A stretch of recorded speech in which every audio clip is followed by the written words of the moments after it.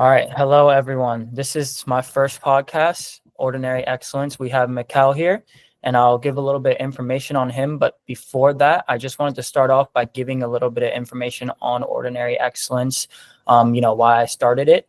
So essentially for me, there's like the personal and then obviously what I want from the audience. But from a personal standpoint, I think I resonated a lot and I have a lot of emotion with my individual story, especially with soccer, but also some personal stuff in my life where I just had to undergo a lot of adversity in order to achieve my goals, especially in my sports career. And I think I started to think about it, especially when I stepped away from the game in terms of that most competitive nature, like college soccer, professional level for that short time. And I know a lot of people who have very similar stories. And I think a lot of people see like celebrity stories, but the ordinary person in a sense, their stories kind of goes under the rug when I know a lot of people who have great, have gone through a lot of adversity to achieve their goals. And so I wanted to kind of start this from a personal standpoint in order to get to connect with people that I know who's like day to day and how they achieve their goals. I might not actually have that information. So it's a way for me to connect with people on a deeper level. And I think for the audience, I'm hoping to get a wide variety of people. I know a lot of people from my hometown, from the different schools I went to. And then at some point we'll be looking to connect with people outside of, I guess, my network in a sense. But I think I'm hoping to have, every month have someone, who a lot of people know, my audience will know, and who would have a really intriguing story that people may not actually know the details on what they went through. So that's kind of from my lens why I wanted to start it, and what I hope from the audience, just to have that opportunity to learn. And if there's anyone who's, struggling with that motivation, they can kind of take something from these stories. And I think, for example, Makel is a great inspiration here, not just like soccer wise, which has been amazing, but also in his personal endeavors. So that's kind of like the purpose and the intent in terms of just like the logistics. I'm looking to kind of put a different video, roughly like 30 minutes to an hour here every single month. So once a month, taking another person who I think has not just, I don't want it to just be sports related in a sense. So I'm going to take a different story from like a different lens every single month. So a big part of that will be really thinking about who would be a good fit. So that's kind of that. I will be posting it on YouTube and then clips on LinkedIn, and then also just stuff on my Instagram story, because a lot of my followers are on Instagram, but mainly focused on YouTube for the actual long videos and then LinkedIn for the clips.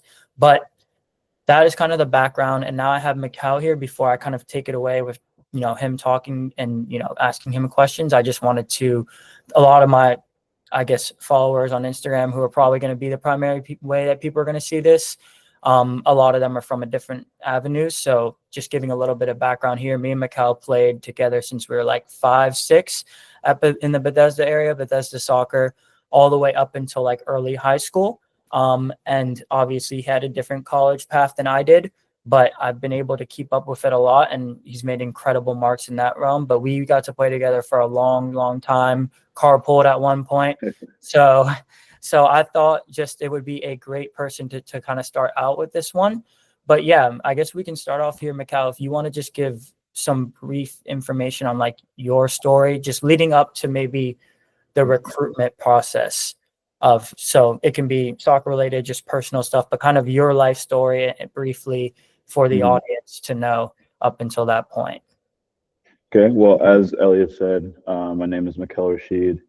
I grew up in the Rockville, Maryland area. A lot of my life, I just grew up with my mother and I, which it was amazing growing up, but also not having that father figure in my life was kind of hard, especially when you had to see other families or your friends growing up having that double parent household. I just feel like sometimes it took a toll on me, but I didn't really understand because I was so young. But me being older now, I think I was able to learn, but also see that, you can also live your life in a single parent home, but also with both parents. As Elliot said, we played soccer together. Soccer was my passion, it still is. That was kind of something that kind of got me out of trouble. Obviously, we went to school together, and there was some kids that maybe went down the wrong path, and I felt like soccer was something that really kept me on the right path, and and not getting in trouble per se. Yeah, school was, I would say in high school, um, that's when I really started to know what my priorities were, as well as like knowing how important school was. I would say in middle school and elementary school, I was kind of that class clown and didn't really focus. And I think I learned a lot of that discipline in soccer, and that was a non-negotiable, especially with one of our coaches, Philip Jow. So that was definitely something that I learned that helped me in life and other things. Yeah. And actually a good thing, just for some background here, is I have like some questions obviously that I'm planning on asking, but I'm also thinking of some in my head based off like your responses. But Mm-hmm. so that was like a little bit of background there. I wanted to dive into, and a lot of this specific podcast will be focused on like the soccer part, as it's been such a critical part of your life. Yeah. And I guess starting with that, I wanted to hear a little bit about, right, your process in the recruitment process, how that went for you, why you selected UND in a sense, and kind of how that was for you. Yeah. So growing up, like you said, I played for Bethesda for most of my life, and this is actually kind of funny. Obviously, you used to play like right wing, right mid, and I was a center back. Or I started off at striker, and then I moved to center back, and then I think I was a slow burner, I would say. And I just remember you actually ended up taking my spot at center back when we were with Trevor. And Yeah. I think, like I said at the time, I was just upset, not so much at you, but just upset like at myself. And I think there was maybe a little bit of envy there. And also, like, what your parents always want, their little babies to grow and mature and always to be the best. And I think my mom being upset, I kind of just learned that from her. And I think we moved clubs to McLean, and I think that's when I really found myself. I really found the confidence to grow, to take risk. I was always scared to mess up, and then whenever I messed up, I was just always in my head. But back to the recruiting process, McLean actually really helped me a lot with the recruiting process. We had one of my teammates' dad, Tyler Smith's dad. He made these pamphlets for the kids and for the college coaches that showed up at our games at National League, down in Florida or North Carolina. I would say I was heavily recruited, but not so much as like my friends like Gabe Siegels or you or Brian Ko even going to Germany. And I think that also kind of took a toll on me as well, where like you said, we all grew up together, and me not getting these as big of schools was something that kind of really played in my head a little bit. And I was talking to Cincinnati for about 3 years, and that ended up falling out just because the money that they promised me, unfortunately, one of their kids had to take a redshirt year, and he was staying an extra year. And as you know, it's very expensive to go to school out of college and pay. So I kind of just told them off, and I had no other options because it was really late in the recruiting process. And I told all of them that I was going to attend University of Cincinnati, and then the only school that I had left was University of Indianapolis, which was a D2 school.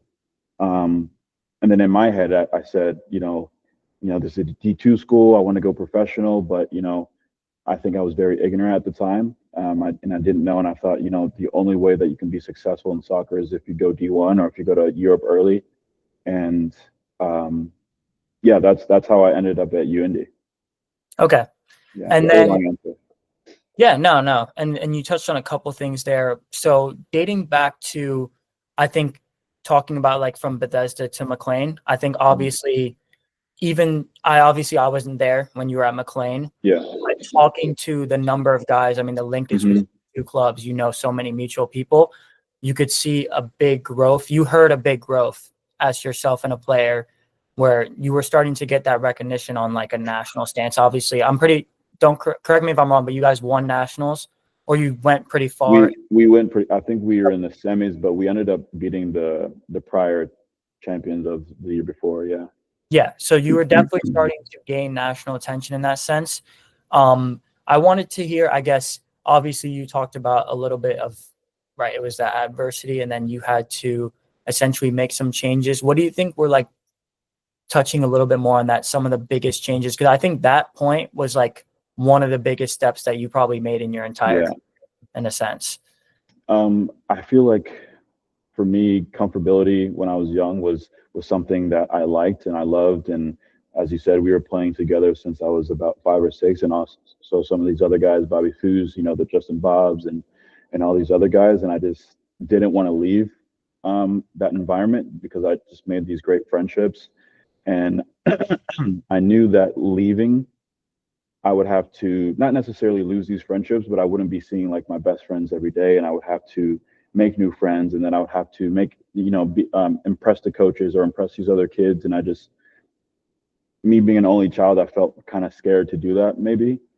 So that was definitely a piece of adversity, as well as McLean wasn't an academy where Bethesda was.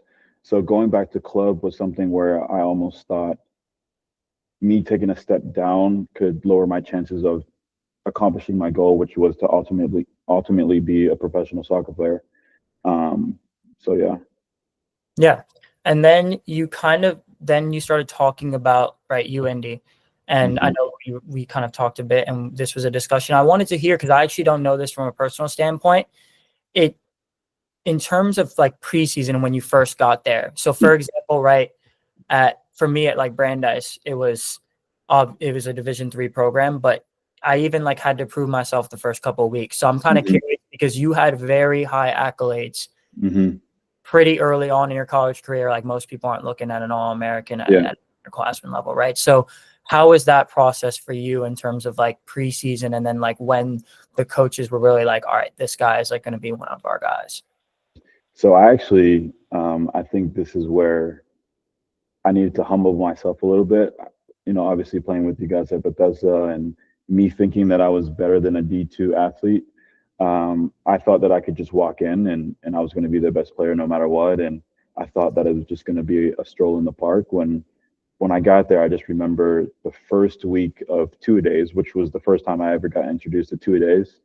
And, I feel like we had similar body types growing up. I was a skinny, tall type of kid. And, in college, I think in the States it's very like strength and conditioning, speed. And that was my first time really lifting. I never really lifted anything. It was just all soccer based, which was something, I learned growing up is just all technique. But when I got to college, I just remember the first week was, excuse my French, just hell for me. I just remember my best friend back home, Chris. I just remember calling him and saying like, this is the worst thing I've ever experienced. Like my body was aching every single day. And people who know me, I go to bed pretty late. I feel like I'm a night owl, and I was going to bed when the sun was still up. I was going to bed at 7, with ice packs on my quads, on my hamstrings. And I just remember the Coach John Higgins, he was really hard on me. And I think now looking back, it's because he knew I had potential, but he obviously didn't want to tell me that because he knew that would just blow up my head even more. There was a point where I would call my mom, and this is me being straight up. Like I called my mom and I was like, hey, I don't know if this is for me. Like, it's just so hard. Like, I miss being at home. Like I said, I was an only child. So this was my first time leaving home for a long period of time. And I called her, crying like, hey, like, I don't know if I can do this. And, as a supportive mother that she was like, I understand your choice, but you're going to live to regret that. And I think seeing her and how hard that she worked growing up, I think I just owe that to myself, obviously, but to her as well, to kind of get through the preseason and see how that went. And I'm glad I did now, but I just remember going through it. It was probably like the worst pain I've ever went through, honestly. But I needed it to grow. Yeah, I needed it. Okay. And then talk to us about like the rest of your career at UND. Because obviously I know you guys made the Final Four, and a lot of accolades there, obviously. Just up into the point where, right, you were going to end up transferring, but just kind of your time, the rest of your experience at UND from a soccer perspective, anything as well that the audience might be interested in your experience outside of just the sport. Yeah. I would say in my first year at UND, It wasn't, it wasn't easy. I had a lot of knee problems, which I actually did end up getting surgery on. In 2020, this is like right when COVID started to hit. Um, so yeah, there would be times where I would, he would put me into these important games, and my knee would just give out, and I would just fall on the ground because my knee would give out, and they would go on breakaways, and the coach kind of just pulled me aside and was like, hey, if we can't trust you on the field, and your knee is giving out, like, you're gonna have to do something about it, or you're not gonna play. And that was pretty hard on me, because this was my first time that I really had to think about, getting surgery, which was pretty scary for me. So yeah, like, long story short, COVID comes, and I think obviously for all the families and all the hardship that came with COVID, it was almost a blessing in disguise for me, because this is where no one else could really get better and no one else could really play. And I felt like I spent that whole COVID time at home, rehabbing after my surgery, um, really having time to myself to really think about what I wanted in life and what I wanted to accomplish. And I just spent all that time getting stronger, even though it was hard, getting more fit or getting fitter. So then, come sophomore year, I my knee was feeling much better. I really came into preseason this time around ready. I was fit. I was working out on my own. I was working with a guy named Julian, here in Maryland, and I just remember a couple of our preseason games. The coach came over to me and was like, "That's the reason, like, I signed you. Like, that's the potential that I saw in you." And I feel like for me, like I said earlier, I've always wanted this kind of dad-son relationship, and for a coach to kind of come to me and kind of have that belief in me, it really meant a lot to me, and I felt like I could really try even harder for him, or and for my teammates as well, obviously, but put my body on the line, and I think that's when everything just kind of changed. And then from there on out, I just started playing every game, and growing more confidence, and seeing my athleticism really grow as we grew in the gym, and all these things I was learning. And then after that year, I scored a couple goals, and got a couple assists. And then at the end of the season, I was named Defensive Player of the Year, and it was a big accomplishment for me. Okay. And then obviously you end up transferring to Xavier, Mhm. winning the Big East a lot there as well. Mhm. So I would kind of interested to hear why you decided to transfer. And I know a little bit of background in terms Mhm. of the coach, right? Obviously leaving, but were there any other Mhm. factors outside of that that prompted you to want to leave? Because you were Yeah. doing very well already at your Yeah. program. You Yeah. guys were competing for a national championship. Mhm. Actually, before we even go to Xavier, I just remember my junior year. We actually had a lot of success. My sophomore year, we ended up going to the Final Four for the first time in history. Um, and then, unfortunately, we lost in the semifinal. And then the next year, I was able to captain the team, and I felt like a big responsibility.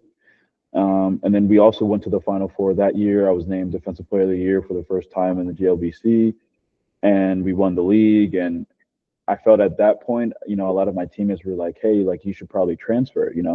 We've already won everything here. There's nothing really else for you to accomplish."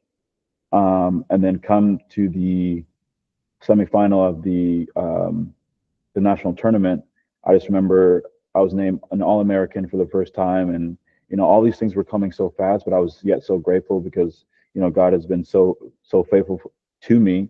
Um, and then I really went back home after that season, and I just kind of went to my mom's like, I think I need something else to challenge me, because I feel like when you're comfortable in a situation, I feel like that stunts your growth. I feel like you need some adversity. You need to be uncomfortable in situations in order to grow. Um, and so that's when I think I made that decision to kind of take that next step to go to Xavier in the Big East. Um, so yeah, when it came to the Big East, that first year, unfortunately, I ended up pulling my hamstring in the summer with USL2, and then that first year I only played about 8 games, I want to say, and I was blessed enough to actually get drafted that first year to Nashville, which was just the beginning of what I've always wanted as a kid, which is to pursue my dream in becoming a professional soccer player. And honestly, I just remember when I got drafted, I didn't really know what to do except kind of go to bed and then wake up the next day to almost like feel if that was really true or really happening. If that makes sense. Yeah. And then I think a big thing there was, so you obviously decided to stay. Mm-hmm. And I remember us talking about this. And I'm kind of curious, and first you can kind of like fill in everyone on that decision. But then with that decision, I'm wondering if you have regrets on it, if you think it was right decision, if there was anything you would have done differently with that. Because obviously there are opportunity costs with every decision. So Mm-hmm. you might have lost things. You might be thinking, what would I have had if I had just left? So I'm kind of curious in terms of that Yeah. decision. I think now this is actually something I still kind of struggle with, whether it was, a good decision to stay or it would have been a better decision to leave. And I think as I kind of got older, I realized how important school was and having a degree was and finishing that. And I think that's probably the main reason why I stayed was to get my degree. When you transfer, unfortunately, you lose all these credits and you have to, complete a certain amount of credits at that university. So I had to stay an extra year regardless. Um, so I think that was my main reason. But unfortunately, in that last season that I was there, I picked up an injury in my groins, a sports hernia, which I'm still recovering from now, a year and a half later, which is crazy. But that's where that kind of decision in my head is like, if I would have left early and proved myself, in that professional environment, would my circumstances be different now? But I think with my faith, I feel like everything happens for a reason, and I think we don't understand why things are happening to us until we kind of get out of that season or those trials and tribulations, and then you kind of look back as I did, with preseason at UND, or when I was younger at Bethesda and I had to move to McLean. I think as you get older, as you grow maturely, spiritually, emotionally, I think you get to understand and appreciate the journey that you're on. So I would I would say that I don't regret any of the decisions that I've made because it's made me into the human I am today, and I'm so grateful to be here and to live the life that I live. But I always do have those questions in the back of my head for sure. Okay. And then for background for everyone, obviously you Mhm. stayed an extra year, you finished up your time at Xavier, and then the season ends, right? Then talk us through kind of obviously for reference on anyone who's not familiar with the structure. There's the MLS, which is the top division in the US. And Mhm. then every MLS team has a second team. So you were at the second team for Nashville being at Huntsville. Mhm. So what was that? Talk us through the time after your season ended Mhm. to your time going to Huntsville, essentially. So this is where I had to make some big board decisions where I communicated with Nashville about the injury that I had picked up, which is never something that you want to tell a team that you're injured and you may not be able to attend preseason. But they're very calming about the whole situation. They're very supportive, and they just said, "Hey, get your body right, and just let you know we have preseason January 13th. We plan on going to Florida to play all these different teams." And I was very optimistic about being ready. And then I just realized some weeks going by that I wasn't probably going to be ready by then, and I think I had to have a difficult conversation that I wasn't going to be ready. So I thought in my head that I was going to go down with the team, be in the environment with the first team, because that was the plan, was to be with the first team, have a preseason with them, and prove myself, and then have them make the decision. So then they told me to kind of stay home and continue my rehab here, which I was a little bit confused about because I thought, if I was there in the environment, I feel like I would have had, access to their tools and their rehab and things of that nature, which, we all know. I think their rehab is much better than I would have at home. But also, I feel like if you're in an environment with, your passion and things that you love, I feel that, it honestly does wonders to your body as well. So I stayed home to about, I want to say, April. So I was home for about like 4 months after college, which wasn't planned, and I was at home. My mom had moved to a studio because I was at college, and she didn't really need a 2-bedroom apartment anymore. So I was at home sleeping on a blow up mattress for 4 to 5 months, and then on Easter, which is because of my faith, it was a very significant day. That was when I finally signed my contract to the second team. And then I want to say early May, that's when I moved down to Huntsville, and then I continued my rehab process down in Huntsville. And so obviously we still have some things to talk about the injuries, but specifically at Huntsville, how do you think that like people view you, or if you even know, in terms of like, right, you were supposed to go to preseason with first team because of injury, you didn't. Then you're coming into the second team with an injury. How do you think that changed like people's perceptions of you when you came in? 100%, because actually I'm very close with a lot of guys because I was able to get them on a deeper level since I wasn't able to kind of know them on the soccer pitch. I got to know them on a deeper level where I still communicate with them now.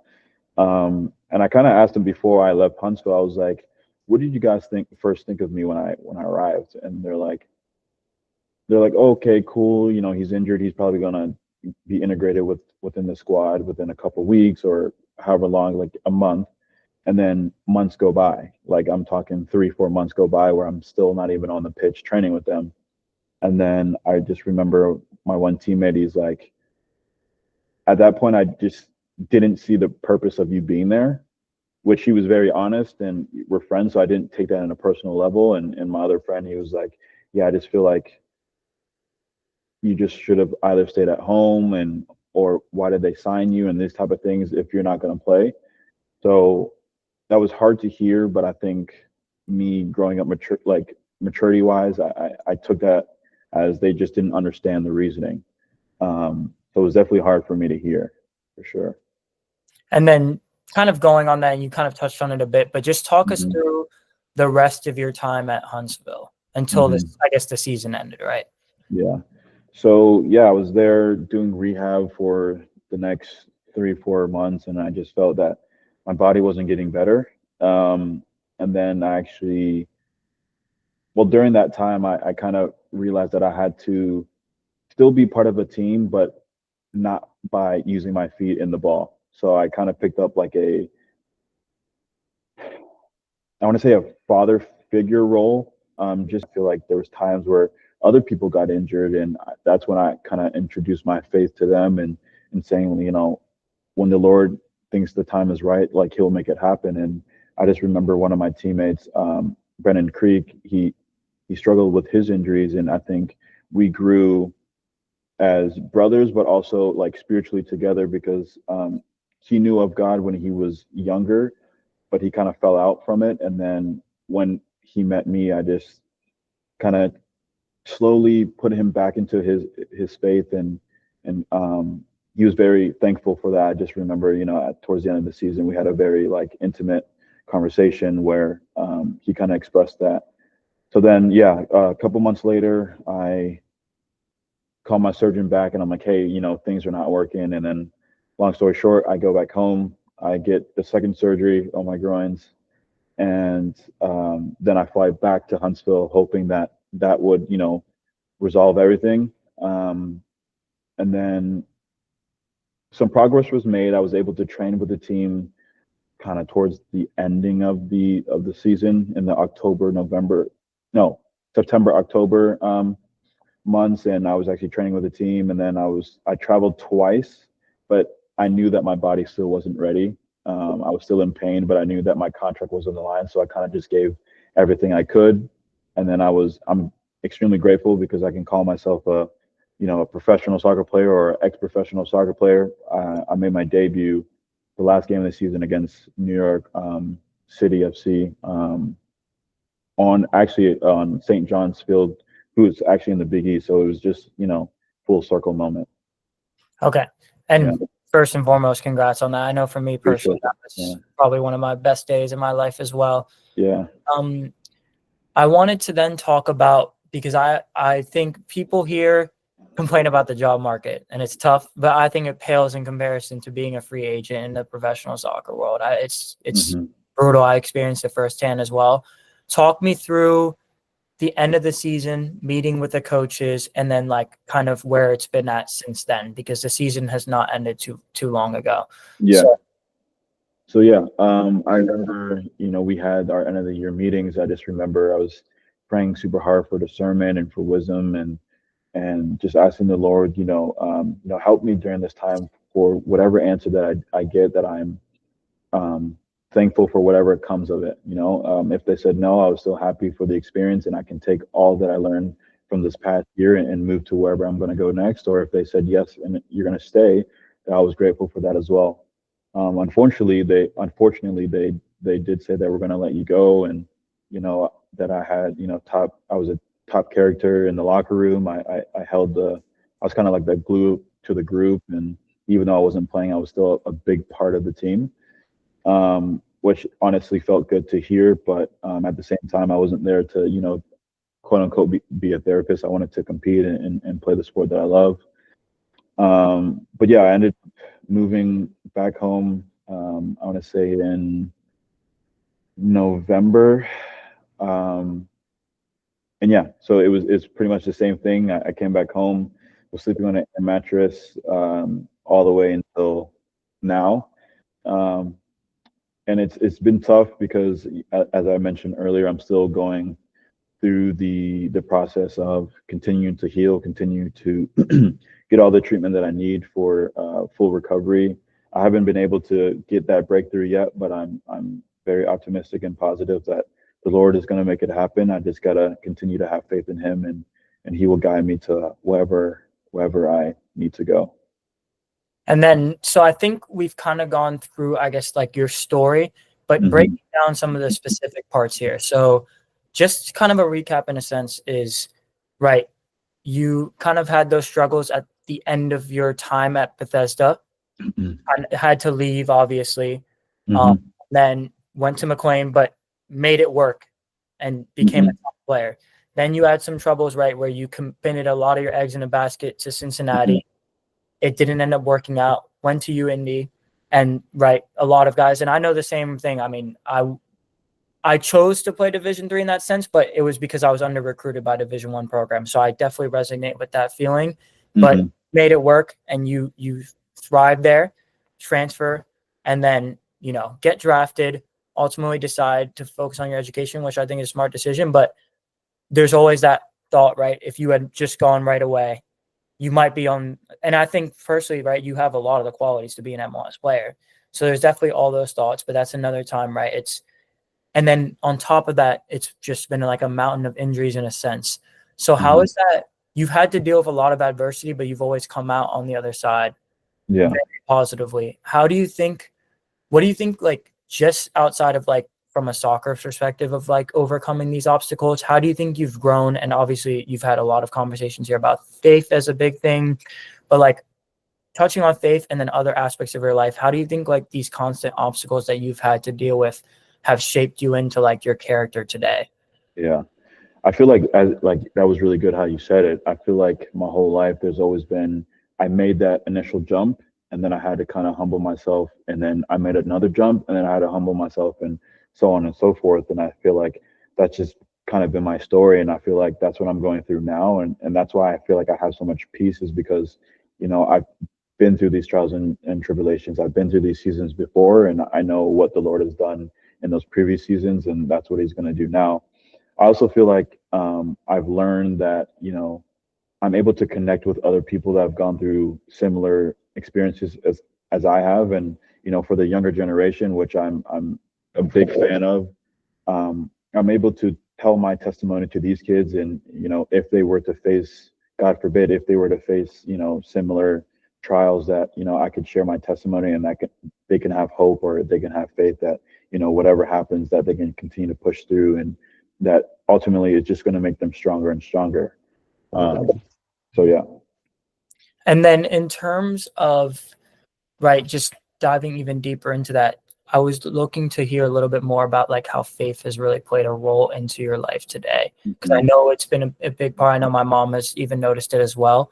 How Mhm. has that kind of shifted your daily actions and your perception on life?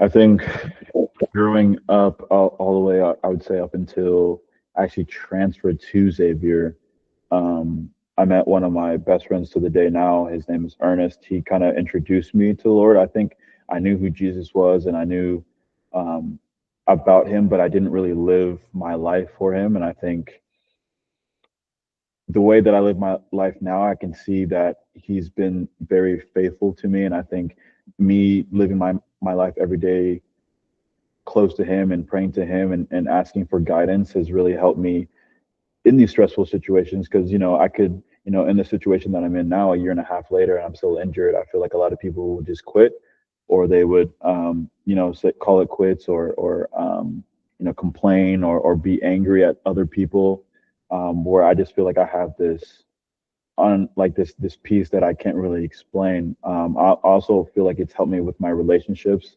to be like Jesus in the sense where it's like, be forgiving. I feel like when I was younger, I had, grudges, and I told you that, I was envious of you, and we were kind of competing for the same spot. And I just feel like, everyone has their own story, their own path, and I feel like you can't compare your own path to other people's because it's going to be different.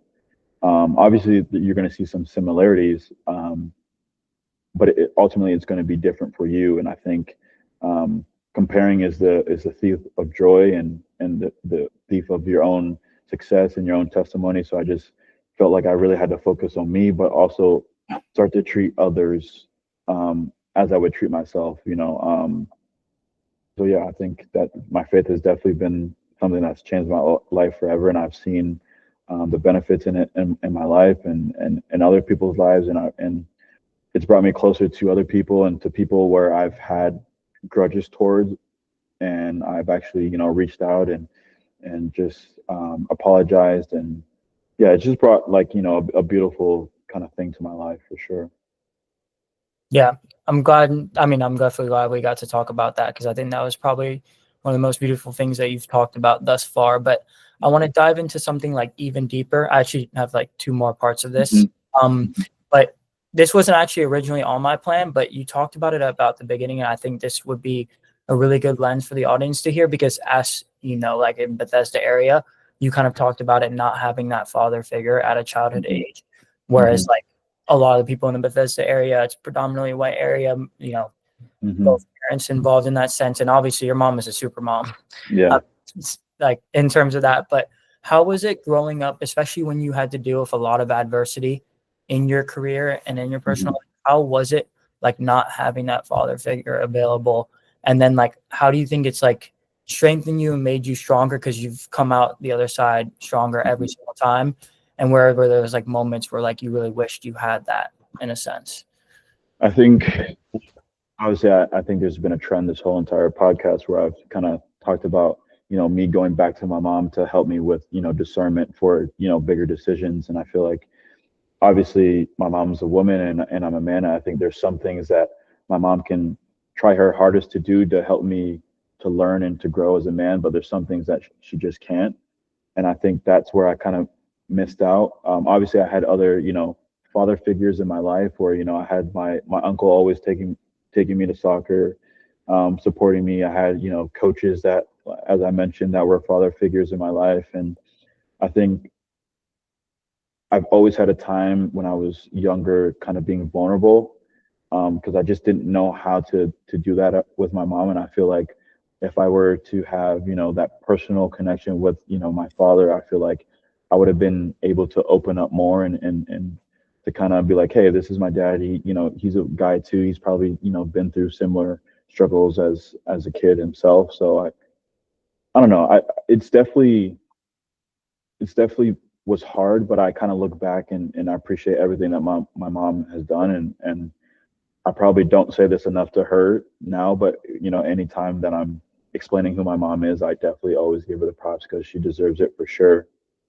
As well as other parents, even your mom and your dad and your brother. as well as, my other teammates, former teammates and their parents, they've always kind of let me into their family as well. And I think they knew the situation that I had at home, but also they just treated me as like, this is my son's friend, so I'm going to treat him as family. So I was definitely very appreciative of that for sure. Yeah, thank you for opening up about that. Mm-hmm. And last thing here, just, we're kind of getting in the end of it, is what is next for you? I know obviously there's always those soccer dreams that you're still looking to pursue and continue to thrive in that. But what's next? Even maybe have you had thoughts of what's after soccer? Obviously, because even Ronaldo's going to have to retire at some point. So what's coming for you after you're done playing as well? So yeah, obviously I want to continue to play for as long as I can. If my body allows that, I feel like, especially in this season right now, I wouldn't be able to look myself in the mirror when I'm older and be like, I gave, the sport everything I could. So I just want to kind of continue this process with soccer as long as I can and be able to say that I gave everything in the tank. And then in terms of after school, I definitely want to continue to help the youth, with kids in similar situations that I was in, who don't necessarily maybe have that voice, or, they don't necessarily have that vulnerability to share things and to ask questions.